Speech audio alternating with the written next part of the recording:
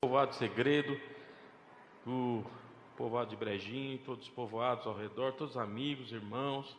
Louvado seja o Senhor, chegamos hoje na quinta aula do Panorama do Velho Testamento, a nossa terceira disciplina, e eu espero que seja um tempo precioso para a vida de cada um de nós, que a gente possa aprender um pouco mais do Senhor, aprender aquilo que Ele tem estabelecido sobre as nossas vidas e aquilo que Ele tem para fazer hoje.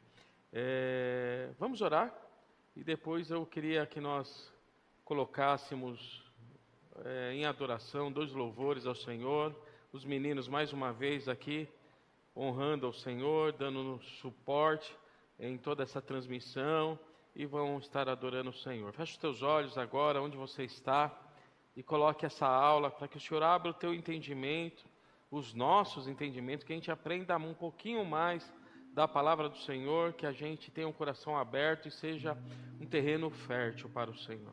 Senhor, desta maneira, nós começamos esta noite diante da sua presença, Senhor Jesus, te dando graças pela vida de cada um dos nossos irmãos. Obrigado porque chegamos na quinta aula do Panorama do Velho Testamento e o Senhor tem nos ensinado coisas tremendas e o Senhor tem feito coisas tremendas. Abençoa todos os meus irmãos, Senhor. Protege eles, guarde-os, abre o entendimento agora, guarda os pensamentos, guarda o coração, Senhor Jesus, para que eles se fortaleçam na fé, no caráter de Deus sendo estabelecido na vida de cada um.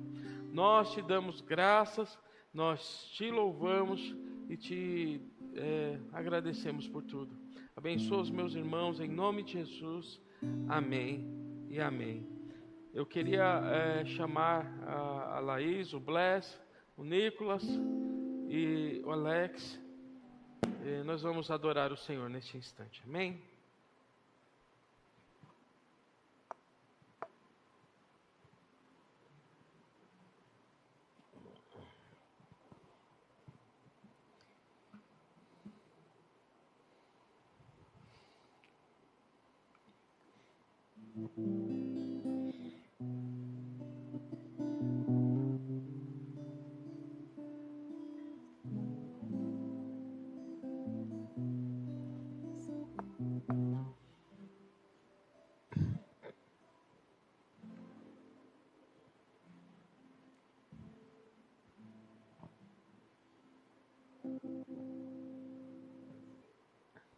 A paz, meus queridos irmãos, tudo bem com vocês? Espero que todos estejam bem. Hoje nós vamos louvar aqui um louvor que o nome dele é Os que Olham para Ti. E conforme vocês forem escutando a letra, vocês vão ver que eles falam sobre quando nós olhamos para o Senhor. Toda vez que nós estamos com os olhos fixos no Senhor, nós não temos falta de nada, porque os nossos olhos estão nele, e quando os nossos olhos estão nele, nós temos uma confiança e uma paz que só pode vir do nosso Deus. E a consequência disso é a alegria genuína no Senhor, e nós ficamos radiantes na presença dele. Que vocês aí, de onde vocês estão, possam fechar os seus olhos, abrir o coração de vocês, louvar junto com a gente. Amém?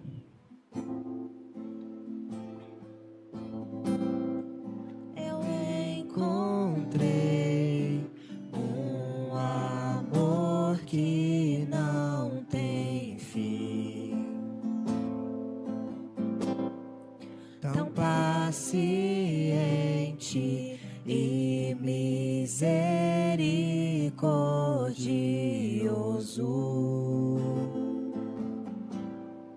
Eu encontrei um amor que não tem fim, tão paciente e misericordioso. Nunca falha, nunca muda, continua a me amar. Nunca falha, nunca muda, continua a me amar.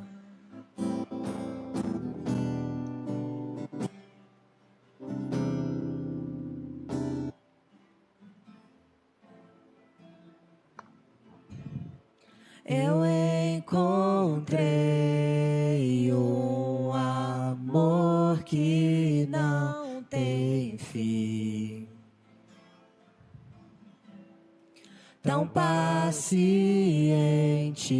e misericordioso, nunca falha, nunca muda, continua a me amar.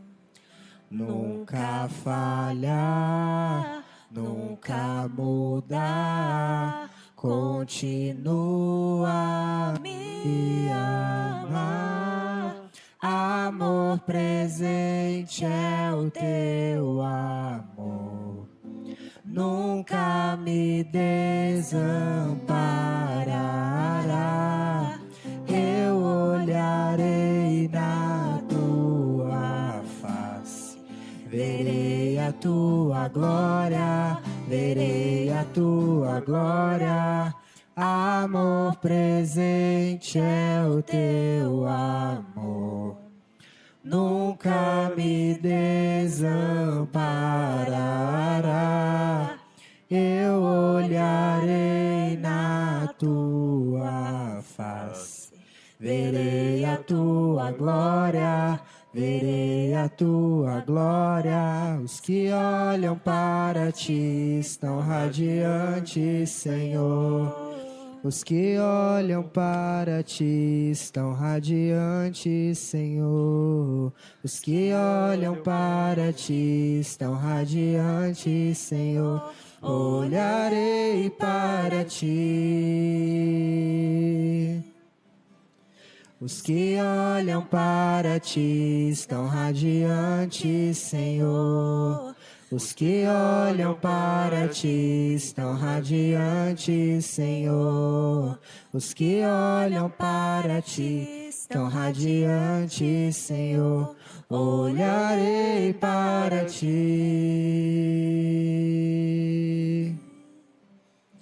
Nunca falha, nunca muda, continua a me amar. Nunca falha, nunca muda, continua a me amar. Nunca falha, nunca muda, continua a me amar. Amor presente é o teu amor, nunca me desamparará. Eu olharei na tua face, verei a tua glória, verei a tua glória. Amor presente é o teu amor, nunca me desamparará.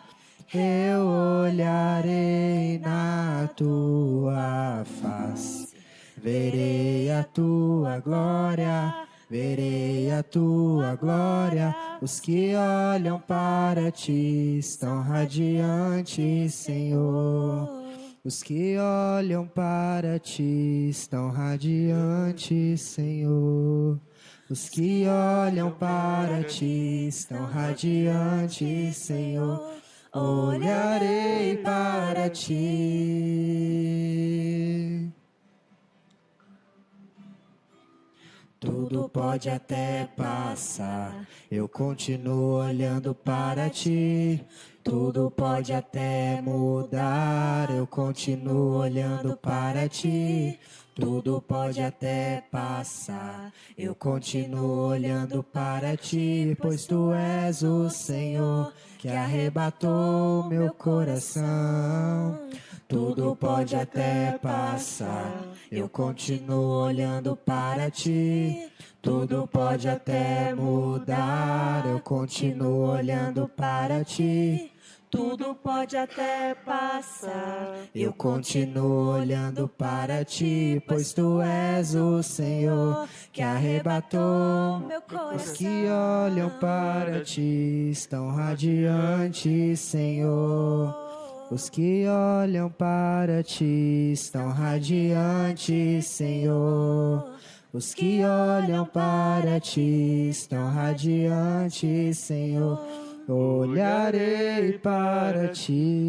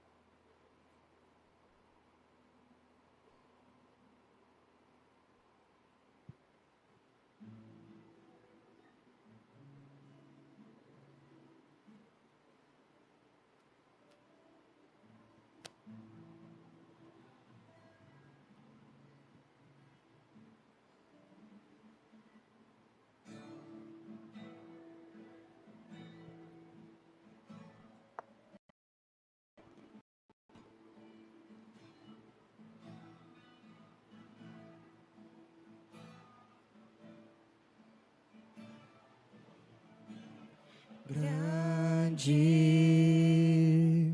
é o Senhor e muito digno de louvor. Na cidade do nosso Deus, seu santo monte, alegria de toda a terra.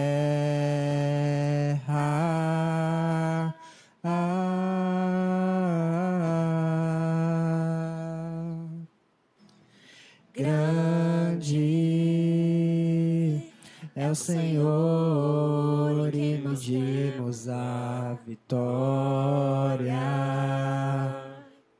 e que nos ajuda contra o inimigo. Por isso diante dele nos prostramos.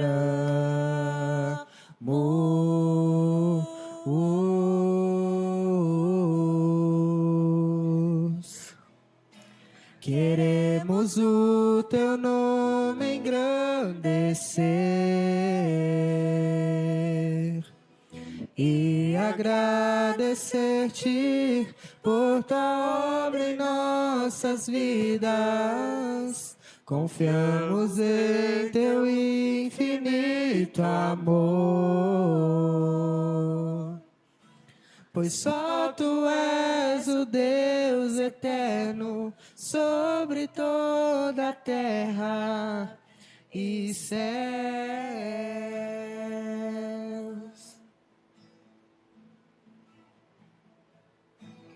Grande é o Senhor e muito digno de louvor. Na cidade do nosso Deus, teu santo monte, alegria de toda a terra.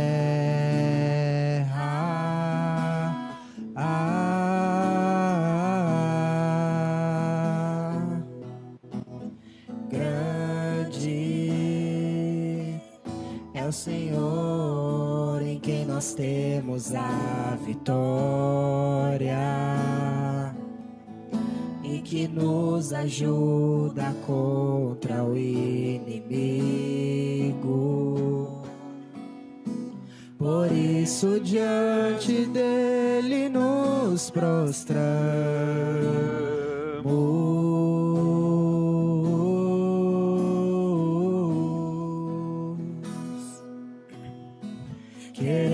vamos o teu nome engrandecer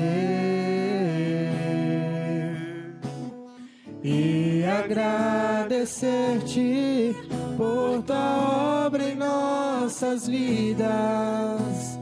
Confiamos em teu infinito amor, pois só tu és o Deus eterno sobre toda a terra e céu.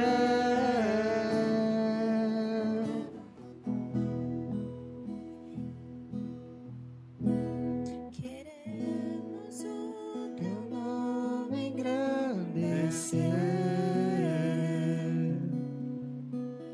e agradecer-te por tua obra em nossas vidas. Confiamos em teu infinito amor, pois só tu és o Deus eterno sobre toda a terra e céu.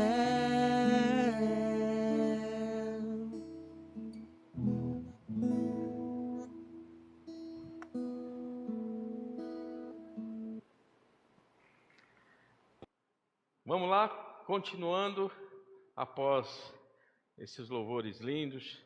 Hoje nós vamos falar de um personagem que poucos de vocês conhecem, mas ele tem uma importância bíblica extrema e nós vamos entender por quê.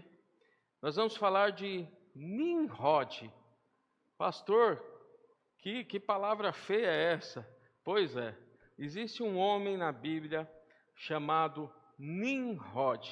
E Nimrod, vocês vão ver as características dele e o que ele foi o causador, o que ele foi aquele que instituiu algo muito, muito importante dentro da história bíblica e que nos traz um lote de aprendizados, né? Para a gente começar a entender um pouco de Nimrod, lembrando que na aula passada nós falamos de Noé. Noé salva a sua família, salva os animais, e nós vemos que depois de um tempo já estabelecido na terra, fala que Noé, que está no capítulo 9, versículo 20 e 27, sendo Noé lavrador, ele plantou uma vinha. Bebendo do vinho, ele se embriagou e pôs nu dentro da sua tenda. Cã, pai de Canaã, vendo a nudez do pai, vê-lo saber fora seus 2 irmãos, então sem Jafé tomaram uma capa, puseram-na sobre os próprios ombros de ambos e andando de costas, rostos desviados, cobriram a nudez do pai sem que a vissem. Despertando Noé do seu vinho, soube o que lhe fizera o filho mais moço e disse: maldito seja Canaã, seja servo dos servos a seus irmãos. E ajuntou: bendito seja o Senhor, Deus de Sem, e Canaã lhe seja servo. Engrandeça Deus a Jafé, e habite ele nas tendas de Sem, e Canaã lhe seja servo. O que acontece aqui na história? Fala que Noé, plantando uma vinha, fruto desta vinha, o vinho, ele se embebeda com este vinho e ele fica nu. E vendo a situação do pai, Cã, lembrando que Noé, ele teve 3 filhos, Sem, Cã e Jafé. Sendo que Cã, vendo a nudez do pai, ao invés de proteger o pai, ele foi mostrar, ele foi falar desta nudez do seu pai para os seus irmãos. Ele não protegeu o seu pai. Em contrapartida, os seus irmãos, Sem e Jafé, eles vêm proteger com uma capa, eles vêm proteger esta questão da nudez. E aí tem um problema. se nós vemos que Cã, ele propaga o pecado do pai aos seus irmãos, né? Então, da descendência de Cã, a gente vê que Noé amaldiçoa Cã. Maldito seja Canaã, seja servo dos servos a seus irmãos, e bendito seja Sem, e Canaã lhe seja servo. Engrandeça a Deus a Jafé, e habite ele protegido nas tendas de Sem, e Canaã lhe seja servo. O que a gente vê? Há uma maldição estabelecida sobre a vida de Cã, que se tornou, né, os cananeus, né, o povo cananeu, né, de Canaã, são os inimigos, eles se tornam historicamente malditos e os inimigos de Deus, né? E Sem, né, gerou o povo semita, que são o povo escolhido de Deus, os judeus, né? Toda a descendência depois vem dos semitas, vem do povo de Sem, dos semitas, né? Então, nós vemos que a descendência de Cã, ela foi maldita, ela começou a ser uma descendência inimiga de Deus. E Cã gerou uma pessoa chamada Cuxi, e Cuxi gerou um homem chamado Nimrod. Nimrod, então, era neto de Cã. E Nimrod, nós vamos ver que ele já nasce de uma descendência amaldiçoada, de uma descendência que vai trazer muitos problemas para o povo de Deus. 2 aprendizados que a gente tira aí, né? A gente precisa entender, né, que ao invés de nós matarmos os nossos irmãos com a nossa língua, com a nossa fala, né, fofocando, fazendo, né, confusão para trazer má fama às pessoas que estão ao nosso redor, nós temos que proteger elas até no meio das situações mais delicadas, até no meio do pecado, mas não significa que eu não vou exortá-la, que não significa que eu não vou instruí-la, mas significa que eu não posso sair, né, de uma maneira desonesta, expondo as pessoas, né? E às vezes as pessoas dentro da igreja não têm esse entendimento, né? É a questão da fofoca, é a questão de querer prejudicar o outro, denegrir a imagem do outro, né? E isso é muito sério, né? Foi o que Cã fez, e olha só, Cã se tornou maldito, porque ele não protegeu o pai, e ainda foi entregar o pai para os irmãos, né? Em Provérbios, capítulo 17, versículo 9, diz assim: o que encobre a transgressão adquire amor, mas o que traz o assunto à baila separa os maiores amigos, né? Então tem uma transgressão, tem uma dificuldade, tem um problema, né? E você vai provocar muitas vezes divisão de amizades por uma palavra chamada fofoca, por uma palavra chamar querer denegrir o outro, de querer difamar aquele que está ao teu redor, né? E um outro problema que nós vemos nesses filhos, né, especificamente em Cã, é que ele tinha que honrar o pai dele, ele tinha que honrar o seu pai e a sua mãe. E a palavra diz que quando eu honro os meus pais, os meus dias serão prolongados na terra. Honra teu pai e tua mãe, para que se prolongue os teus dias na terra, que o Senhor teu Deus te dá. Está em Êxodo, capítulo 20, versículo 12. Honre os teus pais, cuide deles, zele por eles, tenha cuidado com eles, proteja eles, interceda por eles, respeite-os, né? Isso é uma promessa da palavra de Deus que te traz prolongamento da sua vida, né? De honrar, né, aqueles que te geraram, os teus pais, que são tão preciosos. Muito bem. Quem era Nimrod? Nimrod foi uma pessoa extremamente poderosa.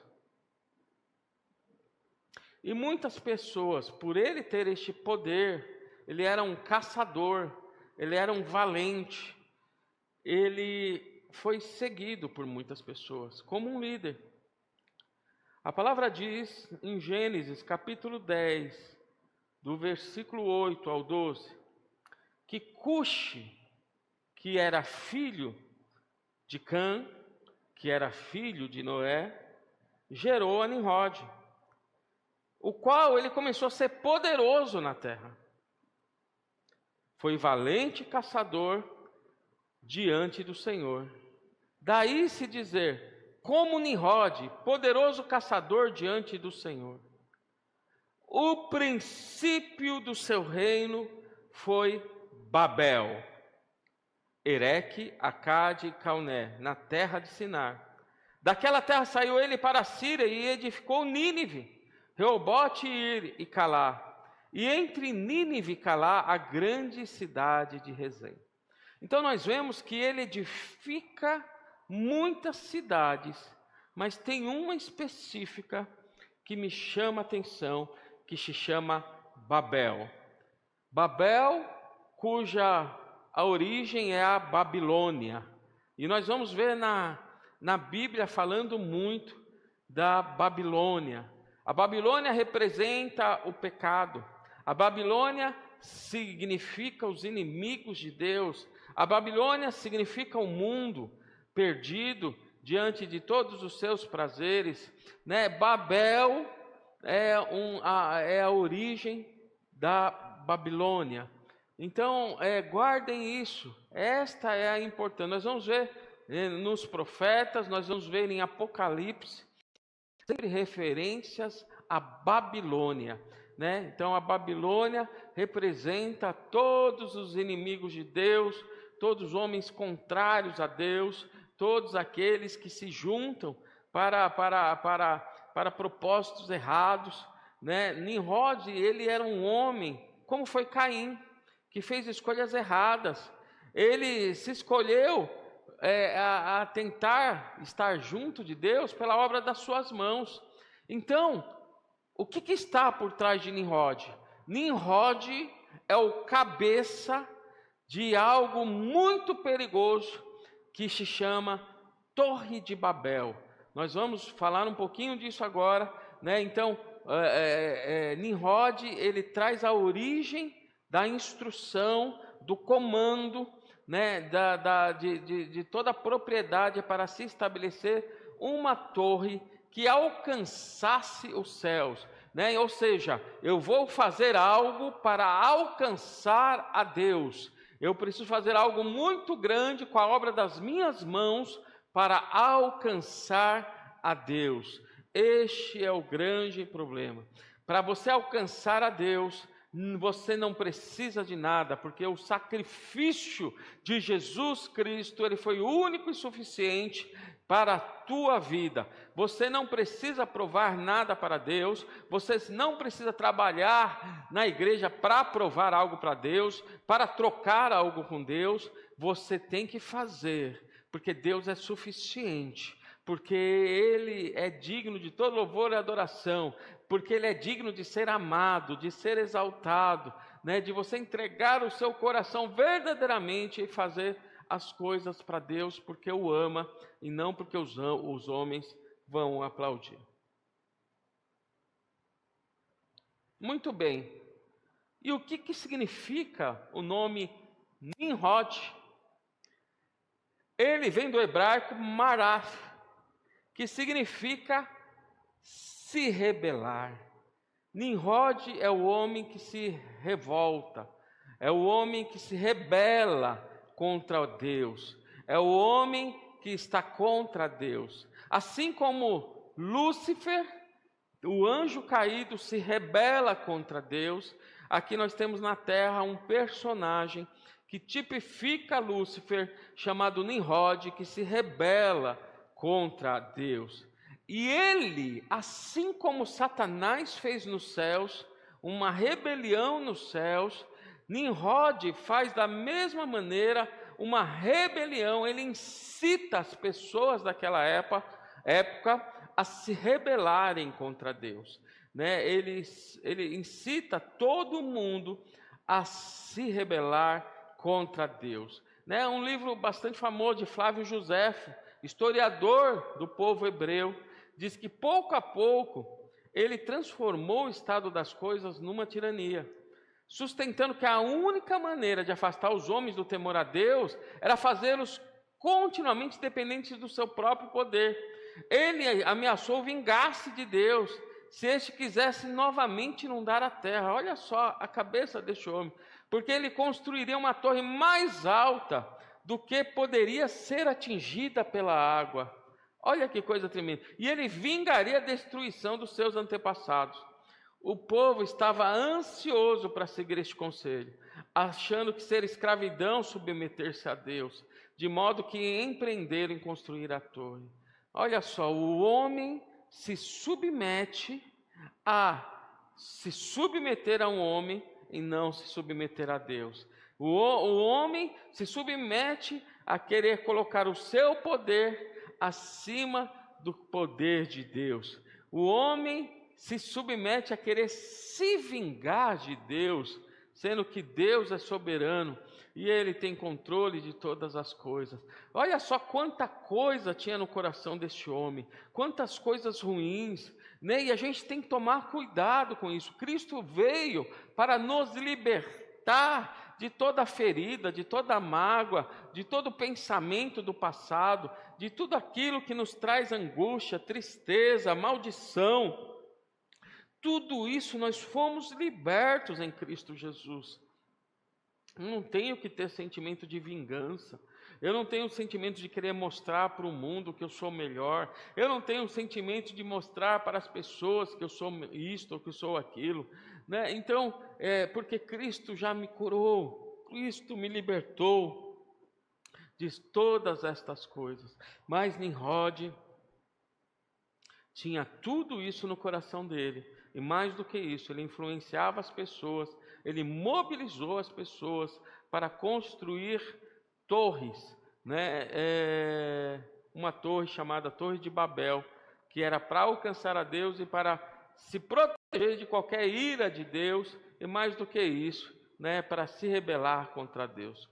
Vocês já prestaram atenção? A maioria dos países, né? Eles têm na centralidade das suas capitais torres enormes, né? Isso acontece em vários países do mundo. Torres que são construídas nas mais altas alturas, e todas elas sempre para tipificar, sempre para apontar o poderio daquele país, o poderio do homem, né? Para mostrar a grandeza do homem, do que ele é capaz de fazer.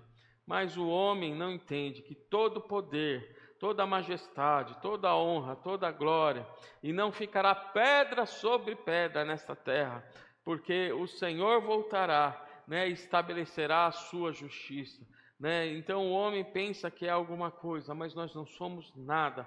Nós somos o pó desta terra, né, e somos origem do Senhor. Da terra nós saímos e da terra nós voltaremos. Nimrod, ele era caçador, ele era conquistador, e ele fazia o quê? Ele fundava reinos. O que ele começou a fazer como caçador era um indício do que ele conseguiria como conquistador, né? Então, isso daí, essa questão da caça, da conquista, do heroísmo, eles estavam muito associados de uma forma tranquila, né? Então, a caça e a batalha, que no mesmo país, em tempos posteriores, estavam intimamente relacionados, estavam aqui virtualmente associadas, identificadas. Então, o que a gente pode trazer disso? Né? Que Nimrod foi o primeiro homem, depois do dilúvio, a fundar um reino, a unir os espalhados fragmentos do domínio patriarcal e a consolidá-los como único cabeça e senhor. E tudo isso foi um desafio a Deus, pois ele seria um grande desafio, uma grande intrusão de um descendente de Cã, né, sobre a terra de Sem, sobre o território dos semitas, né? Então era um invasor, era um inimigo, né, que se opunha a Deus, né, e que estava lá lutando para construir um reino glorioso nesta terra, né, mas contra a vontade de Deus. E aí, né, se a gente falar de caráter, nós já falamos que o nome significa rebelde. Então ele era um anti-herói, indesejável. Ele seria um rei que jamais Deus aprovaria, né? Um caçador, matador, né? E com contraste que o Senhor nos treine de rei, que é um rei pastor, protetor, né? Então, qual é a diferença do caçador, que era Nimrod, e do pastor, que foi, por exemplo, o rei Davi, do bom pastor, que, por exemplo, foi o rei Jesus, né? Qual é a diferença do caçador, né, e do pastor? O caçador, ele se alegra pela vida das suas vítimas. Coisa alguma mais comum é a sua glória pela sua força bruta, né? Então ele dá pouca importância para o sofrimento humano, porque a morte, né, está na sua mente. Já o pastor, ele se preocupa em proteger seus animais. Ele se preocupa em cuidar dos seus animais, né? Ele diz que ele tem o cuidado de levar a pastos verdejantes, né? Então, a gente vê que o caçador, que foi Nimrod, ele se estendeu o poder dele por várias cidades, mas a mais importante foi Babel, né? Babel significa a porta de Deus, né? Mas não é o Deus maiúsculo, é um Deus minúsculo, com letra minúscula, né? Então não é a porta do nosso Deus Altíssimo, né? E em hebreu significa confusão. Então Babel significa lugar de confusão. Então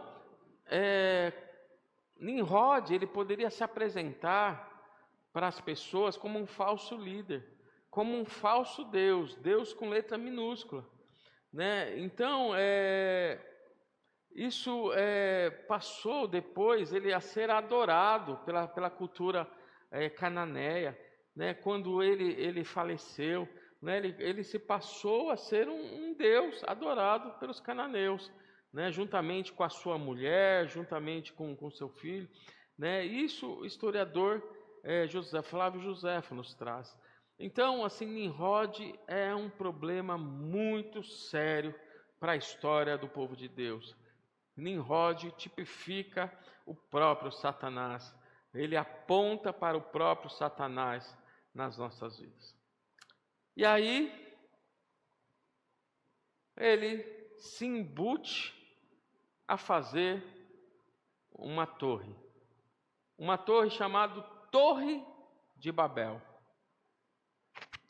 Em Gênesis capítulo 11, versículo 9 em diante. Ora, em toda a terra havia apenas uma linguagem e uma só maneira de falar.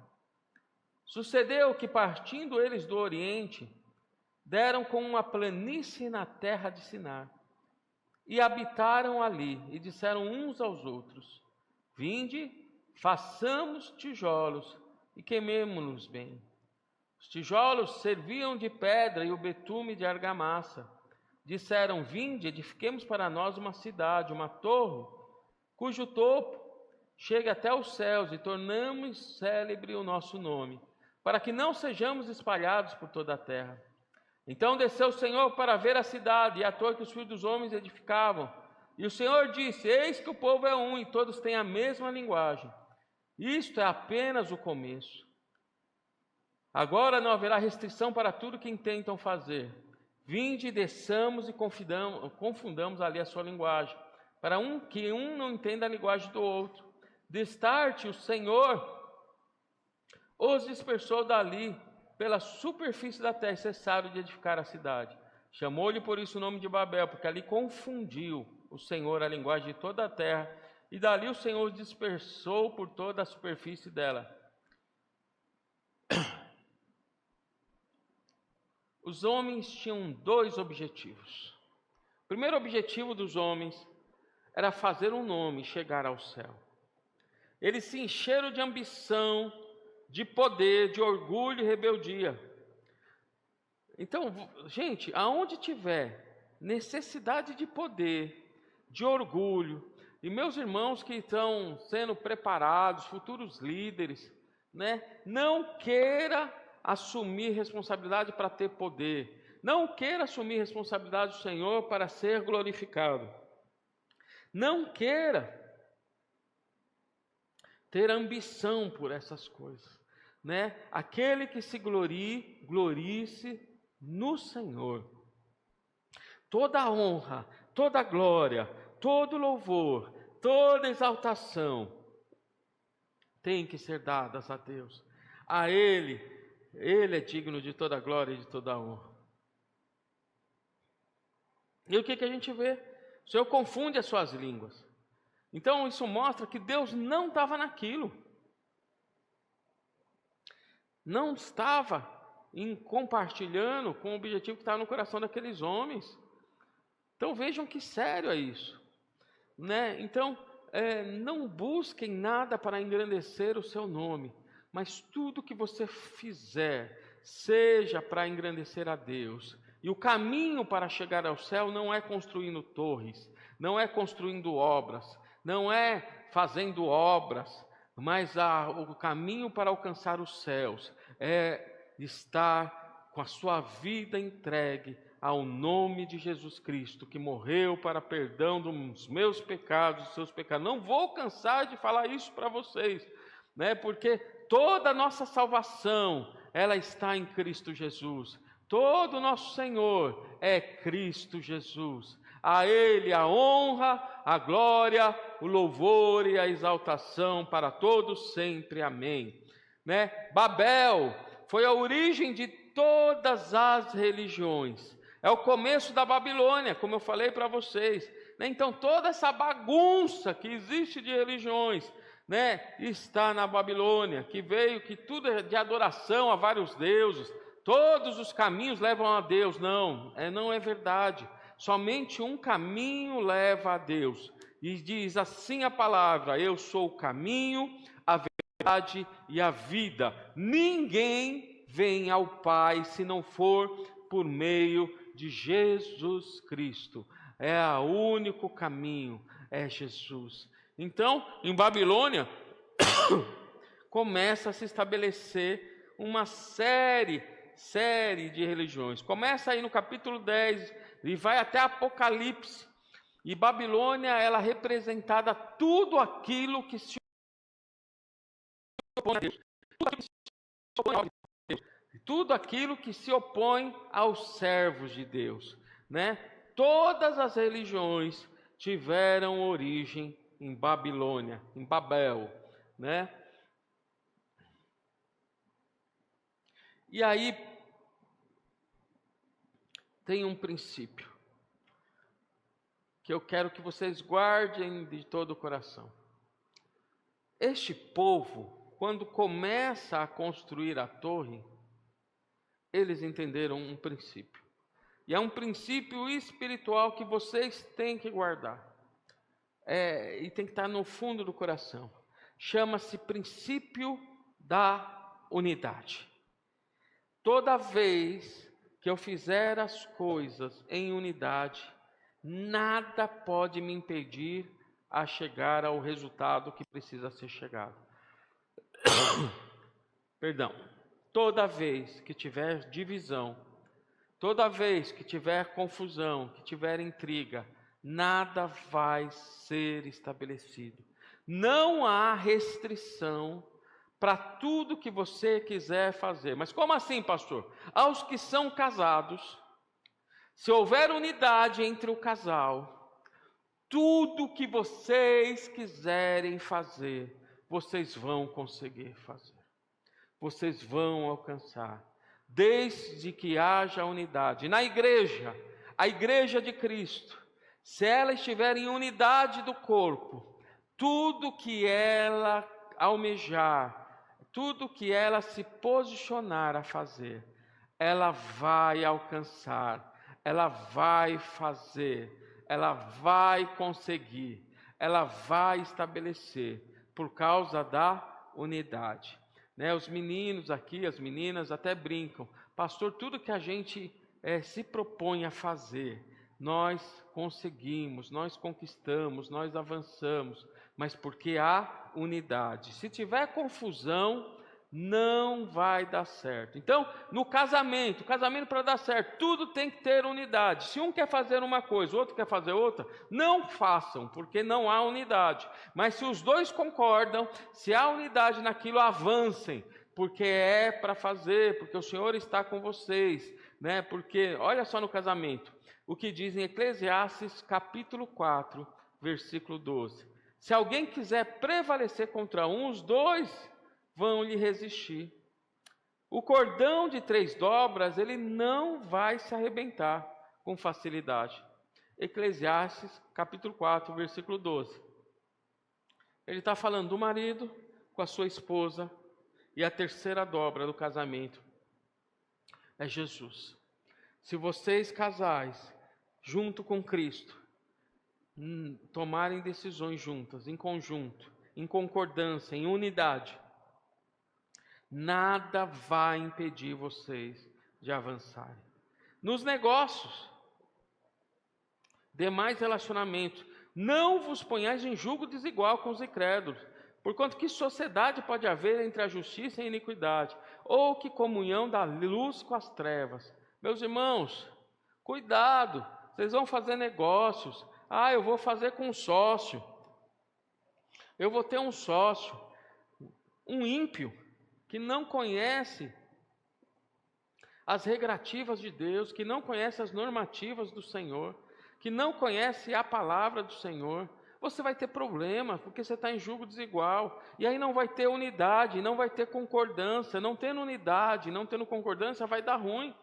Vocês vão ter problemas nos negócios de vocês, Aos que são casados, o melhor sócio, a melhor sócia é tua esposa, é teu marido, porque vocês são uma só carne, Então, tomem muito cuidado. Aí você é cristão, vai se casar com uma pessoa que não é cristã, vai dar ruim, vai ter problemas, porque vocês estão debaixo de um jugo desigual, e vai ter falta de unidade, E na igreja a mesma coisa.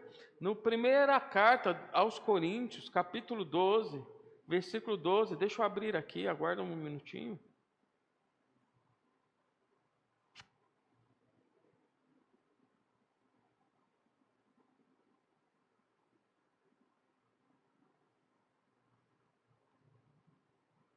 Primeira Coríntios, capítulo 12, versículo 12.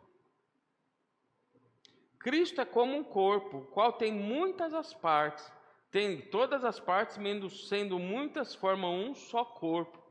Então lembrar que cada um de nós, a igreja chama-se corpo de Cristo. O corpo de Cristo é a igreja, e ele é formado por vários membros. Eu sou um dedinho, você é um outro dedo, outro é a mão, outro é o braço, mas significa o quê? Que nós estamos em conjunto, e nós temos que andar juntos. Tem partes do corpo que são menos nobres, mas elas são tão importantes quanto. Tem partes do corpo que são mais nobres, elas são tão importantes quanto. E nós temos que andar juntos. Quando nós andamos juntos em concordância, a igreja cresce, a igreja avança, o nome do Senhor é glorificado, pessoas são salvas. Lembrando que como igreja, que significa eclésia, nós temos uma responsabilidade de ir resgatar o perdido, de ir resgatar o que está sem esperança, de ir resgatar o que está sem salvação. E para isso tudo, a igreja tem que andar em unidade, e tem que estar em unidade. Este princípio é fabuloso, E ele é muito claro. Se eu não entendo ele, as coisas vão dar ruim, O Senhor, para desmanchar tudo aquilo, falou: opa, eles entenderam o princípio da unidade. Então eu vou botar várias línguas, eles não vão falar a mesma língua, e vai acabar essa torre agora. né? Porque o que está no coração deles é ruim, é errado, não glorifica o meu nome e eu não vou permitir que eles avancem nisso, né? E olha só, até hoje nós pagamos um preço muito alto. Temos centenas de nações no mundo, com milhares de línguas que foram repartidas, que foram distribuídas de maneiras diversas, formando vários povos, tribos, línguas e nações. Mas todos os povos, tribos, línguas e nações que não falavam e não falam a mesma língua, vai ter um dia que todo joelho se dobrará, toda língua confessará que Jesus é o Senhor, e todos se reunirão, e todos estarão sobre a mesma liderança, e todos voltarão a falar a mesma língua, trazendo a unidade universal e eterna para todos sempre, para todos os salvos e remidos do Senhor, e glória a Deus, porque você faz parte disto, você é salvo, liberto, restaurado em Cristo Jesus, e que nós como igreja falemos a mesma língua, que nós estejamos juntos, que a gente se ajude um ao outro, que a gente entenda o mais frágil, que a gente proteja o mais frágil, e que a gente ande de glória em glória, glorificando o nome do Senhor. Esta é a história de Nimrod. Esta é a história da Torre de Babel. Esta é a história do princípio da unidade que nós temos que levar para dentro dos nossos corações, das nossas casas, nossas famílias, nossas empresas, nossos trabalhos, nossas lavouras. Nós temos que fazer tudo em unidade. Quando há unidade, tudo que nós quisermos fazer, não haverá restrição. Nós vamos conseguir, nós vamos alcançar, e essa unidade tem que estar com Cristo Jesus, em nome de Jesus. Amém e amém. Feche os teus olhos, gostaria de orar. A gente está finalizando mais esta aula, e Senhor, obrigado pela vida dos meus irmãos, de chegarmos à quinta aula do Velho Testamento. Obrigado pela palavra liberada, trazendo unidade sobre a vida de todos os nossos irmãos. Nós declaramos que seja, Senhor, a unidade nos seus casamentos, unidade no trabalho, unidade na família, em tudo que estivermos fazendo. Nós te glorificamos e te bendizemos. Obrigado pela vida de todos. Que o teu nome venha a ser engrandecido, para louvor e glória do teu nome. Em nome de Jesus, abençoa todos agora, abençoa a lavoura, abençoa a família. Senhor, em nome de Jesus, colocamos a vida, Senhor, da tua pequena, que tem andado enferma. Aleluia, que o Senhor esteja estendendo as tuas mãos sobre ela. Aleluia, trazendo graça, arabaxore, canta lá, manara, alabaxeia, enchendo ela, Senhor, de unção, de vigor, renovando as forças. Nós te damos graças para louvor e glória do teu nome. Abençoa toda a comunidade, abençoa todos os irmãos, e que lá, Senhor, será um celeiro de missionários, de homens e mulheres, cheios do teu Espírito Santo, em nome de Jesus. Todos dizem amém. Amém. Deus os abençoe, façam as provinhas, continuem firmes no propósito que o Senhor tem levantado sobre a vida de vocês. Estamos juntos, estou muito feliz porque somos uma só família em Cristo Jesus, e nós temos conseguido estar juntos. Que multipliquem a palavra, que chamem mais pessoas para aprender. Aos que não fizeram as provas anteriores, as aulas estão todas no grupo, né? Tem no grupo, se precisar eu mando de novo, eu mando o link, o que for necessário, façam as provinhas, os que já fizeram algumas e não conseguiram fazer as outras, e vamos aprendendo e compartilhem. Peço mais uma coisa, me tragam dúvidas, né? Me coloquem questões, eu tenho respondido com muito amor, com muita graça, com muita alegria. Então me enviem, me encaminhem questões para estar ajudando-os a vocês crescerem em estatura e graça, e também aprendendo com vocês. Deus os abençoe, saudade de todos, amo vocês, toda a igreja ama vocês. Os meninos mandam um beijo para vocês, toda a igreja. Fiquem na paz do Senhor Jesus. Até a semana que vem.